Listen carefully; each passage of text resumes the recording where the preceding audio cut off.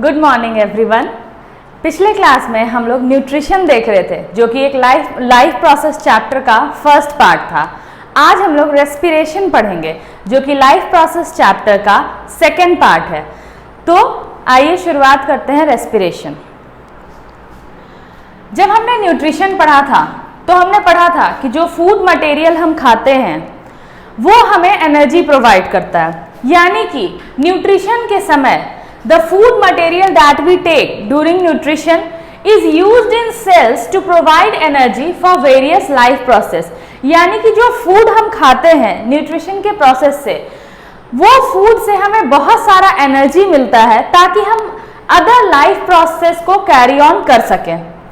Food एक fuel की तरह काम करता है एनर्जी प्रोडक्शन के लिए हमारे बॉडी में। अब हम देखेंगे कि रेस्पिरेशन है क्या। तो वो प्रोसेस जिसके जरिए फूड से एनर्जी रिलीज होता है उसको हम रेस्पिरेशन कहते हैं। The process of releasing energy from food is called respiration.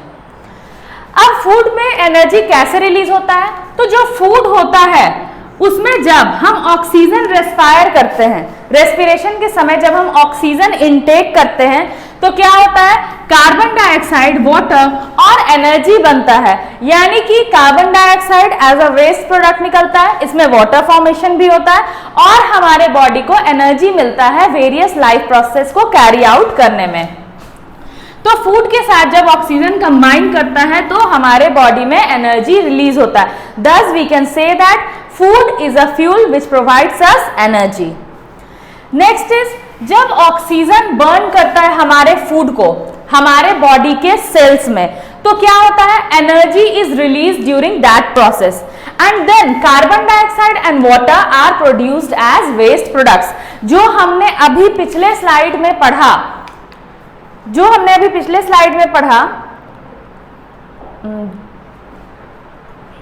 ये जब फूड और ऑक्सीजन कंबाइन करता है, यानी जब फूड क्या करता है? ऑक्सीजन के साथ कंबाइन करता है, यानी जब फूड को बर्न करता है ऑक्सीजन तो क्या होता है? कार्बन डाइऑक्साइड और वाटर वेस्ट प्रोडक्ट की तरह फॉर्म होता है और साथ में बहुत सारा एनर्जी रिलीज होता है।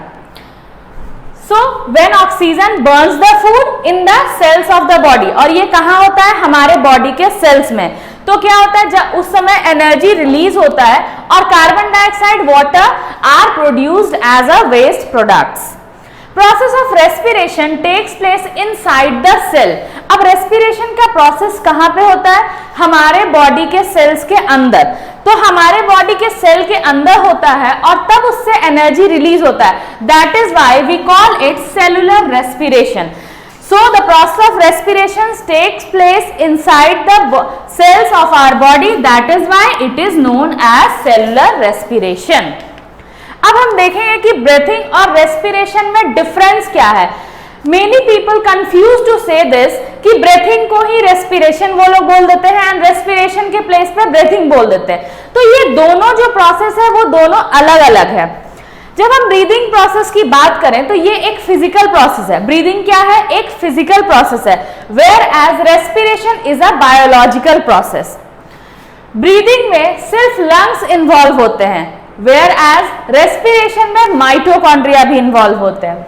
Next is it is a voluntary process. ये वॉल्यूंटरी प्रोसेस हम लोग तो जानते हैं, ये वॉल्यूंटरी क्या होता है? जो हम हमारे इच्छा के अनुसार वो प्रोसेस हो सके उसको वॉल्यूंटरी प्रोसेस कहते हैं। तो breathing is a voluntary process and respiration is a involuntary process. Next is in breathing mechanical action involving inhaling and exhaling.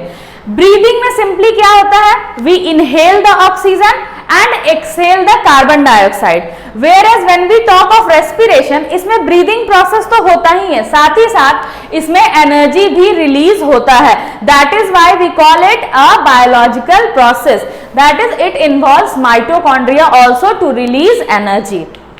अब हम देखें कि एनर्जी कैसे रिलीज होता है। जो एनर्जी रिलीज होता है रेस्पिरेशन में वो हमारे बॉडी में स्टोर कैसे होता है। अभी हमने देखा कि जो फूड हम खाते हैं उससे क्या होता है? एनर्जी रिलीज होता है। तो अब वो हमारे बॉडी में स्टोर कैसे होता है हम ये चीज समझेंगे।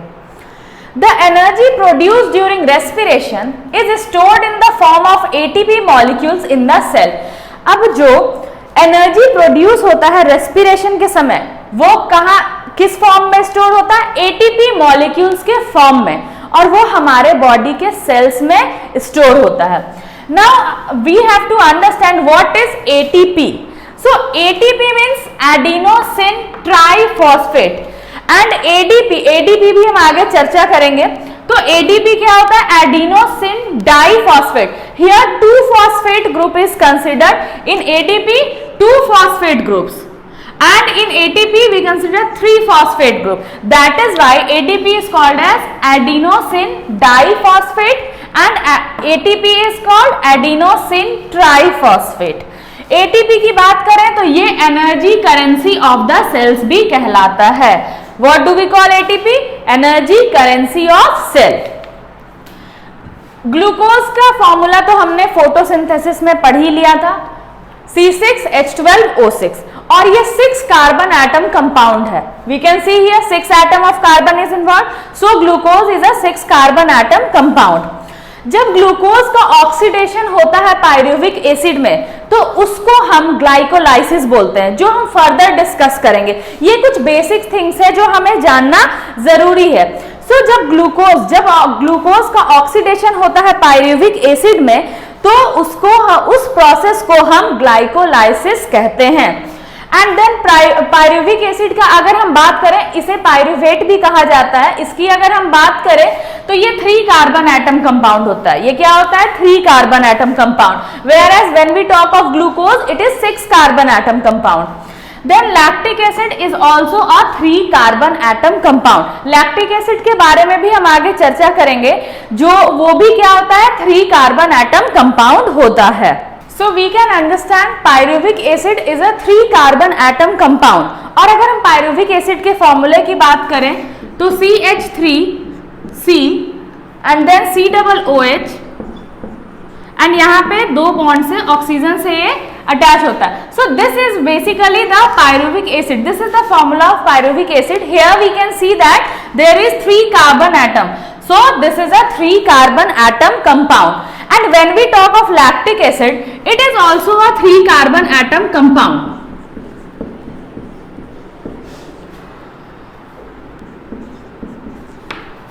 So this is the formula of lactic acid, जिसमें भी हम देख सकते हैं कि इसमें भी 3 कार्बन एटम इन्वॉल्व है. It means it is also a 3 carbon atom compound. So these are the basic things which we have to understand before starting the chapter. Now we will start with the types of respiration. Oxidation of food to obtain energy can occur in the presence of oxygen as well as in the absence of oxygen. It means जब हम food के oxidation की बात करें, जब हमें energy obtain करना हो फूड से, तो वो प्रोसेस जो है वो ऑक्सीजन के प्रेजेंस में भी हो सकता है, ऑक्सीजन के एब्सेंस में भी हो सकता है. तो इस बेसिस पे, यानी कि ऑक्सीजन के प्रेजेंस और एब्सेंस के बेसिस पे हम रेस्पिरेशन को 2 टाइप्स में डिवाइड करते हैं. First is aerobic respiration and the second is anaerobic respiration. First we will talk about aerobic respiration. So वो respiration, the type of respiration in which oxygen is involved. It means वैसा respiration जिसमें हम oxygen का use करते हैं, यानी वो respiration का प्रोसेस जिसमें ऑक्सीजन का यूज होता है, that is known as aerobic respiration. And aerobic respiration में क्या होता है?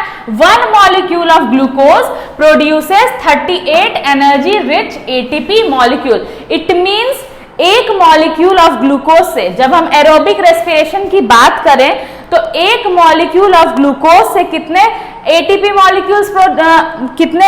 मॉलिक्यूल्स प्रोड्यूस होते हैं? 38 energy rich ATP molecules form होते हैं. अब हम थोड़ा सा देख लेते हैं कि एरोबिक रेस्पिरेशन किस तरीके से होता है.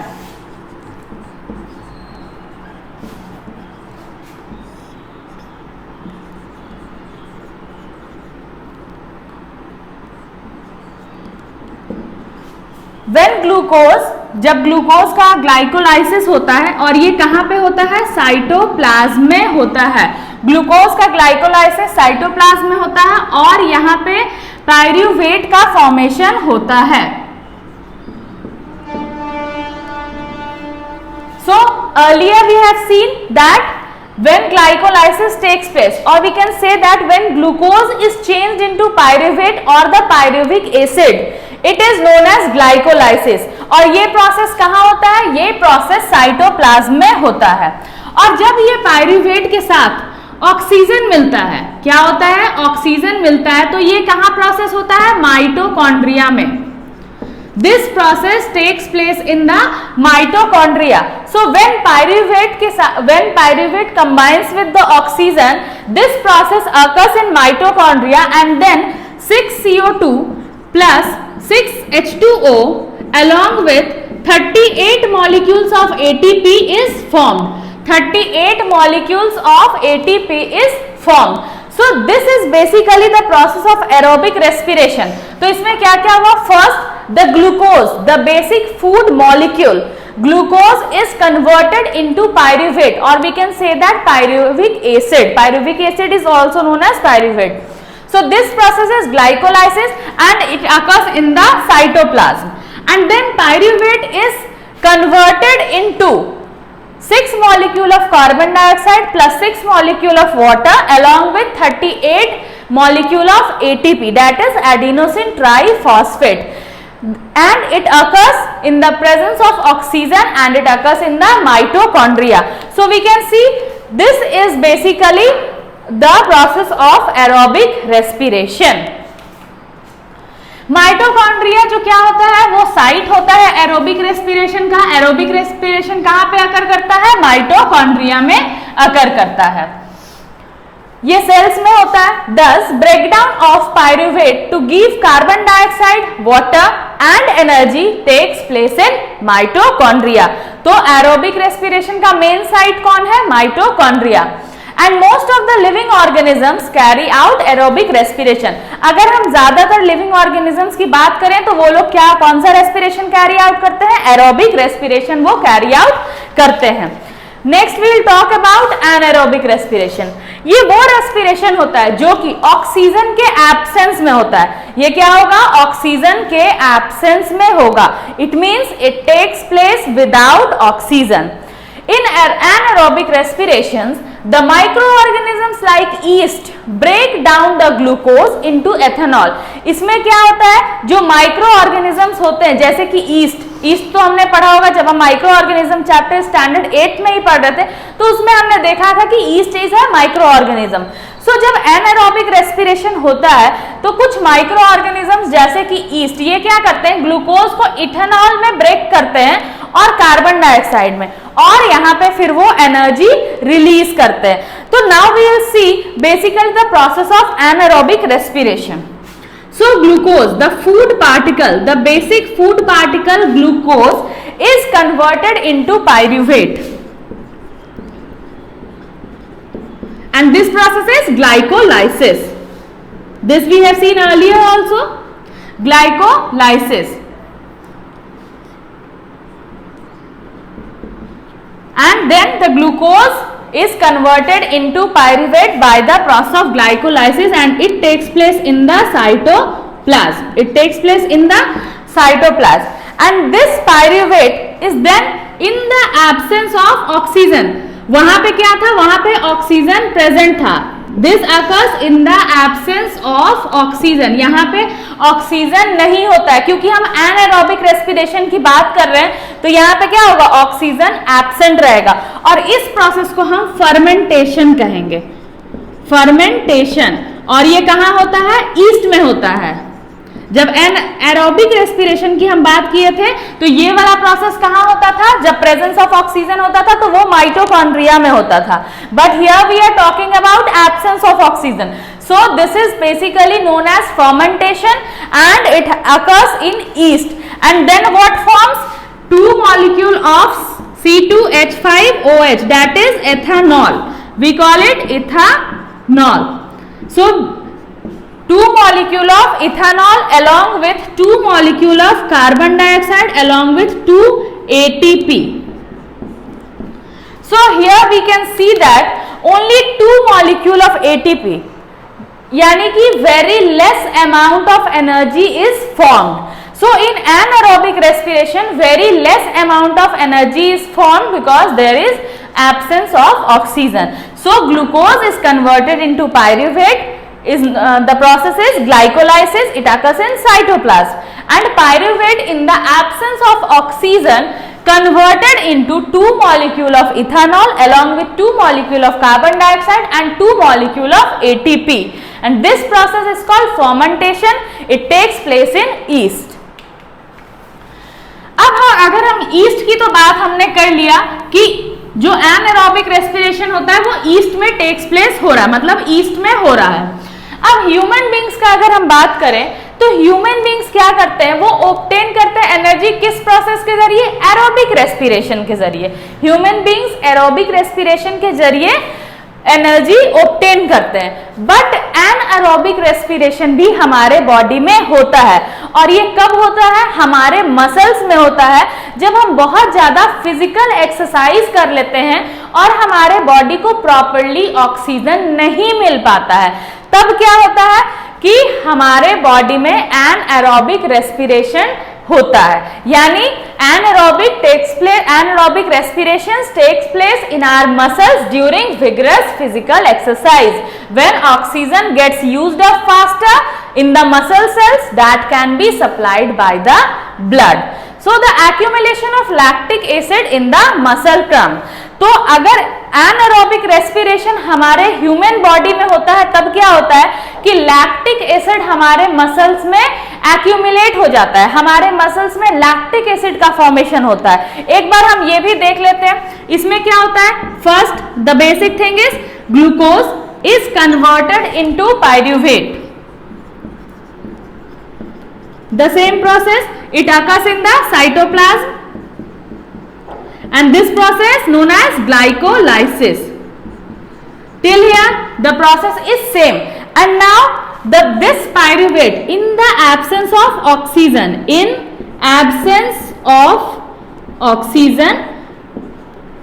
and this takes place in muscle cells.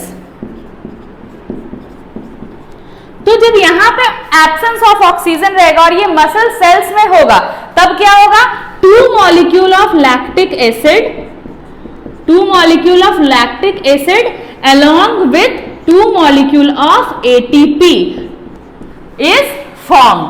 So this is basically the process of anaerobic respiration that occurs in human body. So glucose is converted into pyruvate. The same process, glycolysis, occurs in cytoplasm.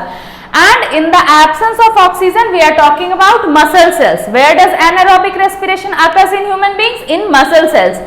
Then it forms 2 molecule of lactic acid along with 2 ATP molecules. So this is basically the process of anaerobic respiration that takes place in the human body. Now we will see the differences between aerobic respiration and anaerobic respiration.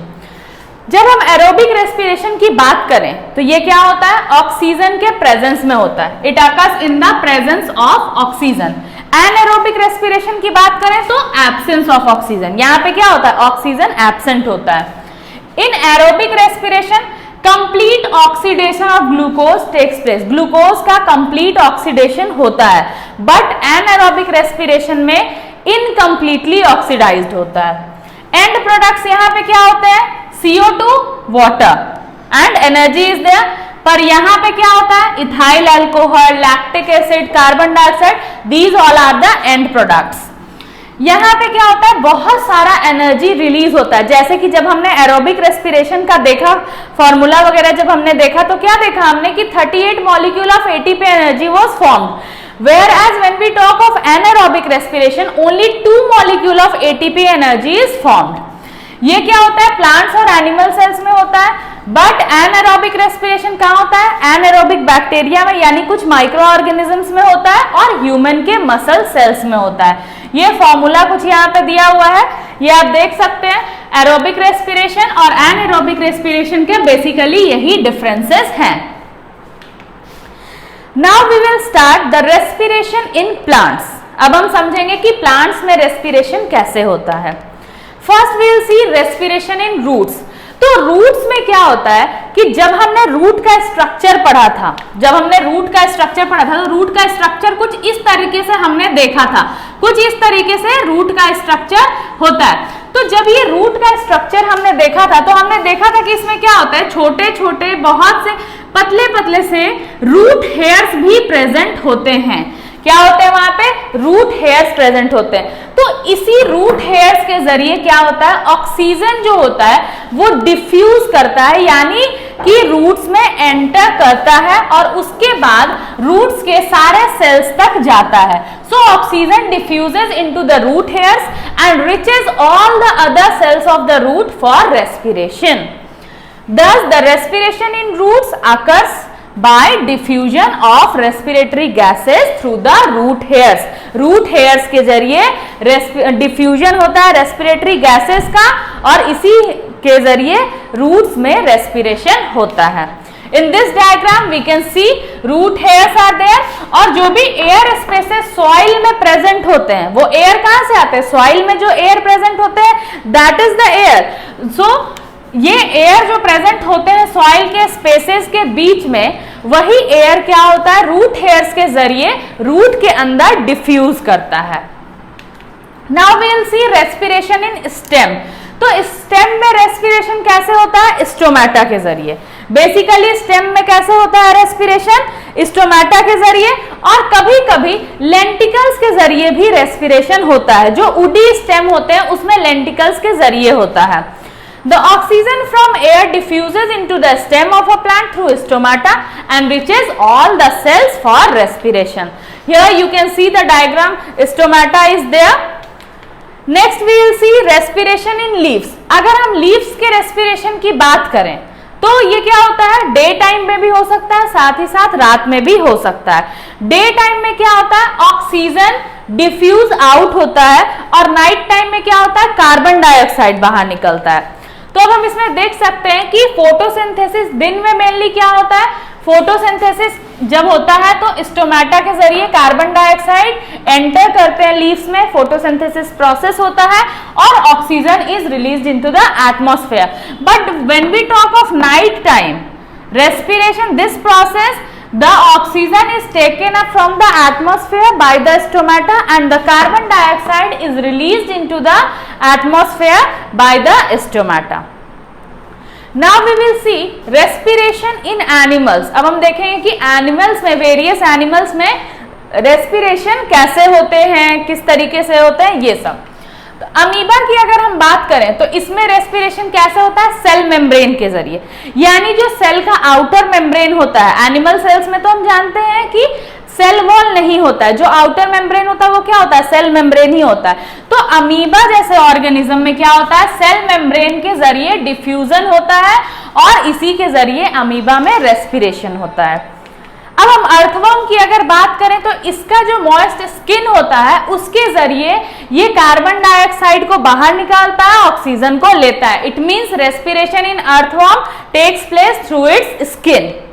अब हम fish की बात करें तो इसका क्या होता है, गिल्स के जरिए रेस्पिरेशन होता है। Here we can see that this is the gills of fish, this is the gills of fish, this. तो इसके जरिए रेस्पिरेशन होता है फिशेज में, और जो भी कुछ और भी एक्वेटिक एनिमल्स होते हैं जिनमें गिल्स प्रेजेंट होता है उसमें गिल्स के जरिए ही रेस्पिरेशन होता है। अब हम देखेंगे कि ह्यूमन बींग्स में रेस्पिरेशन कैसे होता है। तो the process by which energy is release from food in our body is called respiration. जिस प्रोसेस के जरिए हमारे बॉडी में फूड से एनर्जी लिबरेट होता है, यानी एनर्जी रिलीज होता है फूड से, उस प्रोसेस को हम रेस्पिरेशन कहते हैं। अब रेस्पिरेटरी सिस्टम का काम क्या है कि ऑक्सीजन को लेना, ठीक है, रेस्पिरेशन के लिए, यानी फूड में से एनर्जी प्रोड्यूस करना, and to breathe out carbon dioxide produce by respiration, यानी पहले ऑक्सीजन को लेना, उसके बाद फूड में से उसको, उस एनर्जी को, जो फूड में एनर्जी है उसको यूटिलाइज करना, फूड से एनर्जी निकालना, and then produce carbon dioxide at the end of the respiration. Here we can see the mechanism of breathing. When we take in oxygen, our lungs swells up, and when we give out carbon dioxide, our lungs shrinks. This is basically the respiratory system of human beings. यही respiratory system होता है human beings में, जिसमें basically knows होता है, trachea यानी कि wind pipe, lungs होते हैं, ब्रोंकियल ट्री होता है या फिर हम ब्रोंकाई कह सकते हैं, and then diaphragm is there. So these are basically the parts of human respiratory system. Now we'll see it step by step. सबसे पहले क्या होता है, रेस्पिरेटरी सिस्टम जो ह्यूमन बींग में होता है वो कहां से स्टार्ट होता है, नोज से स्टार्ट होता है. So the respiration begins from the nose. Our nose has nostrils. हमारे नोज में दो नॉस्ट्रिल्स होते हैं जिसके जरिए क्या होता है, जो हम एयर लेते हैं वो क्या होता है, हमारे अदर रेस्पिरेटरी सिस्टम तक कहां से पहुंचता है, हमारे नोज के जो दो नॉस्ट्रिल्स होते हैं वहां से पहुंचता है. उसके बाद एयर कहाँ जाता है, नेसल पैसेज में. नॉस्ट्रिल के बाद जो पार्ट आता है रेस्पिरेटरी सिस्टम का, that is nasal passage. So air फिर नेसल पैसेज में जाता है, और नेसल पैसेज में क्या होता है, फाइन हेयर्स होते हैं और साथ ही साथ म्यूकस प्रेजेंट होता है. और ये हेयर और म्यूकस क्या करते हैं, ये हमारे बॉडी में इम्प्योरिटीज जाने से रोकते हैं. यानी जब हम एयर लेते हैं तो क्या होता है, उसके साथ बहुत सारे इम्प्योरिटीज भी हमारे बॉडी में जाने लगते हैं. तो ये फाइन हेयर और म्यूकस क्या करते हैं, नेसल पैसेज में ही इम्प्योरिटीज को रोक लेते हैं ताकि प्योर एयर जो हो सके वो हमारे लंग्स तक पहुंच सके.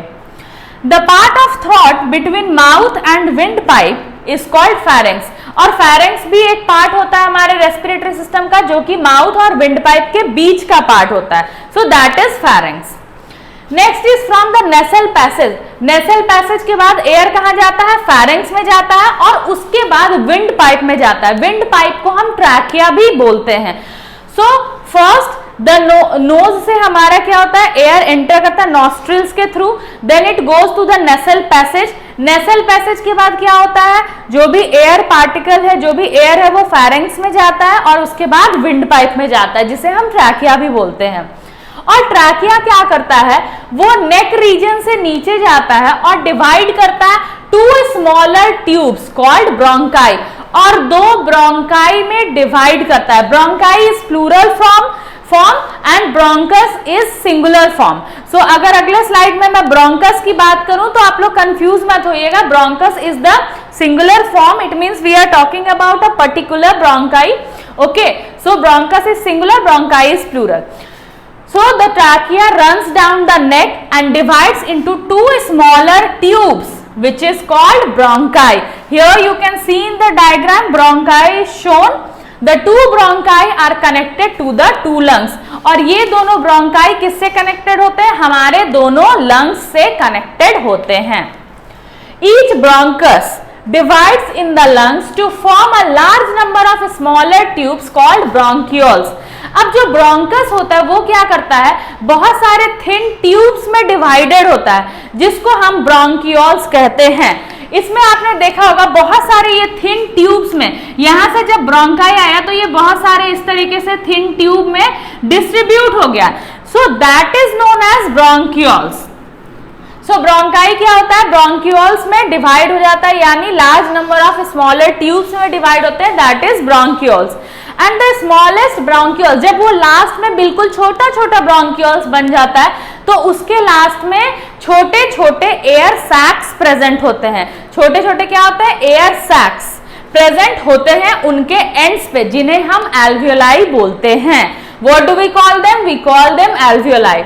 And the walls of alveoli are very thin. जो एल्वियोलाई के वॉल्स होते हैं वो क्या होते हैं, बहुत थिन होते हैं, और वो वेरी थिन ब्लड कैपिलरीज से सराउंडेड होते हैं. You can see in this diagram alveoli में क्या होता है, इसके वॉल्स क्या होते हैं, बहुत ही थिन होते हैं, और वो छोटे छोटे फिर thin, they are then surrounded by very thin blood capillaries. अगर हम एल्वियोलाई की बात करें तो जो गैसियस एक्सचेंज होता है वो बेसिकली कहां पे होता है, वो एल्वियोलाई में ही टेक्स प्लेस होता है. So this is basically the part of our respiratory system. तो जो गैसियस एक्सचेंज होगा वो एल्वियोलाई में होगा, और फिर कार्बन डाइऑक्साइड फिर बाहर जाएगा, और जो ऑक्सीजन हमारे लंग्स तक गया वो फिर क्या होगा, एल्वियोलाई के जरिए थिन ब्लड कैपिलरीज में जाएगा and then it will oxidise the food to produce energy. So this is basically the part of respiratory system which we have to study. This is the diagram of alveoli. और gaseous exchange कहाँ होता है? alveoli में ही होता है. अगर हम breathing rate की बात करें तो मतलब कि कितने बार एक मिनट में 15 to 18 टाइम्स हमारा ब्रीदिंग रेट होता है. It means each human being breathe up to 15 to 18 times in 1 minute. So these things are there in our book also in the NCERT, which we have to study in this topic respiration. So thank you students. अगर आपको हमारा video पसंद आता है तो इसको ज़रूर like करें. कुछ प्रॉब्लम है तो आप कमेंट्स करके पूछ सकते हैं, या आपको कुछ सजेशन देना है तो कमेंट्स कर सकते हैं. हमारे चैनल को सब्सक्राइब करें ताकि आप हमारा कोई नेक्स्ट वीडियो मिस ना करें. So thank you everyone.